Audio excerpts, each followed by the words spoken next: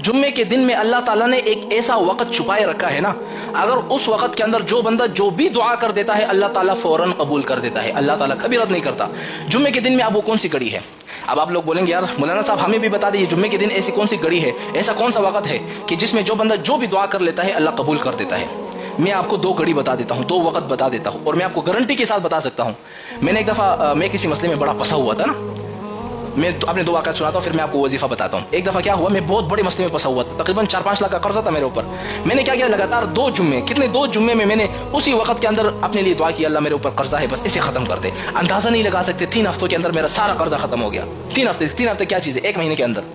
अच्छा, दूसरे मरतबा मेरे साथ क्या हुआ, जुम्मे का वक्त था, हम गाँव में थे। गाँव में ये था, ईद का दिन था, ईद के दिनों में गाड़ी वगैरह पहाड़ों पर नहीं चलती। अब हम लोग परेशान थे यार, अब घर कैसे जाएंगे। हमने जुम्मे की नमाज़ पढ़ी वहाँ पर गांव में, असर का वक्त था।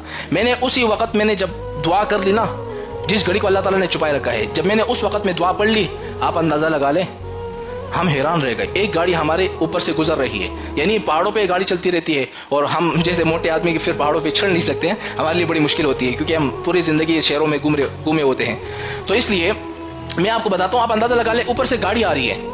अब हम लोग कह रहे हैं यार हमने अभी दुआ मांगी, अब क्या करें। अब ये गाड़ी यहाँ से गुजरेगी, जब हम वहाँ पहुँचेंगे तो ये गाड़ी तो चली जाएगी, अब क्या करें। हमने उस वक्त दुआ मांगी, या अल्लाह ये जो गाड़ी जा रही है ना, या अल्लाह ये गाड़ी वो फलां जगह पे खराब कर दें, फिर जब हम उस गाड़ी के पास पहुँच जाए इस गाड़ी को ऑटोमेटिकली ठीक कर दे। आप अंदाजा लगा ले, जैसे हम रोड के ऊपर चढ़ गए ना, जिस जगह पर हमने कहा था या अल्लाह इसी जगह पर खराब कर दे, वो गाड़ी उसी जगह पर ही खराब हुई थी।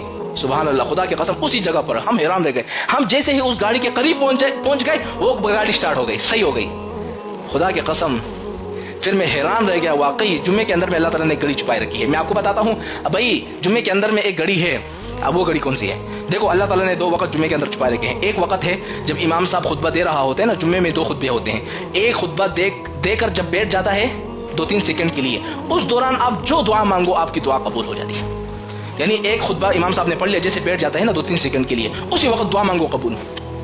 अच्छा, दूसरा वक्त कौन सा है जो अल्लाह ताला ने घड़ी छुपाई रखी है, आपकी दुआ कबूल होगी? दूसरा वक्त है जुम्मे के दिन असर की नमाज के बाद अपनी जगह से आपने उठना नहीं है। जैसे आपने नमाज पढ़ ली उसी जगह पर आपने बैठ जाना है और उसी वक्त आपने जो भी दुआ मांग ली ना, आपकी दुआ फौरन कबूल हो जाएगी। क्योंकि मेरे साथ मैंने आजमाया हुआ ये चीज़, मुझे पता है। आप आजमा कर देख लो, जुम्मे के दिन जब आ जाए ना, जुम्मे के दिन 2 खुतबे के दरमियान दुआ पढ़ लो और असर के बाद अपने लिए जो दुआ मांगो, कबूल ना हुई ना, फिर आप मुझे कह सकते हो कि मौलाना साहब आप तो झूठ कह रहे हैं। अगर तो कबूल हो गई, बस हमें दुआएं करते रहना कि मौलाना साहब ने हमें 2 वक्त बता लिए, 2 घड़ी बता दी है कि इस घड़ी में जो बंदा जो भी दुआ करेगा कबूल हो जाएगी।